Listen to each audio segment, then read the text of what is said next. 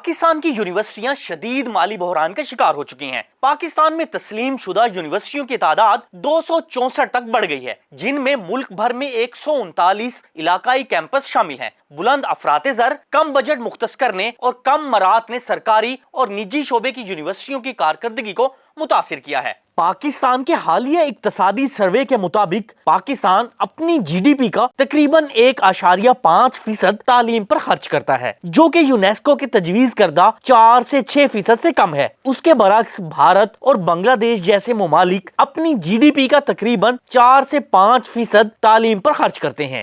یہ تفاوت پاکستان میں تعلیم کے معیار اور رسائی پر اثر انداز ہوتا ہے، جس میں ناکافی بنیادی ڈھانچہ، ناکافی تدریسی عملہ اور محدود تحقیقی مواقع جیسے چیلنجز عام ہیں۔ اعلیٰ تعلیم کے حوالے سے صورتحال اور بھی زیادہ تشویشناک ہے۔ پاکستان کا اعلیٰ تعلیم پر خرچ اس کی جی ڈی پی کا تقریباً 0.25% ہے، جو ملائیشیا اور ترکی جیسے ممالک سے بھی نمایاں طور پر کم ہے، جو اپنی جی ڈی پی کا تقریباً 1 سے 1.5% خرچ کرتے ہیں۔ پاکستان میں محدود فنڈنگ اس کے اعلیٰ تعلیم کے شعبے کی ترقی میں سست روی کا سبب بنی ہے، جو ملک کی مجموعی تعلیمی ترقی اور اقتصادی ترقی پر اثر انداز ہوتی ہے۔ شدید مالی بحران کی وجہ سے کچھ سرکاری شعبے کی اعلیٰ یونیورسٹیاں بروقت تنخواہیں اور پینشنز ادا کرنے سے قاصر ہیں۔ زیادہ تر بجٹ تنخواہوں، پینشنز، یوٹیلیٹیز وغیرہ پر خرچ ہو رہا ہے۔ تحقیق کے لیے کچھ فنڈز بچانا بہت مشکل ہے۔ ان مالی مسائل کی وجہ سے قابل فیکلٹی کو برقرار رکھنا ایک چیلنج بن چکا ہے۔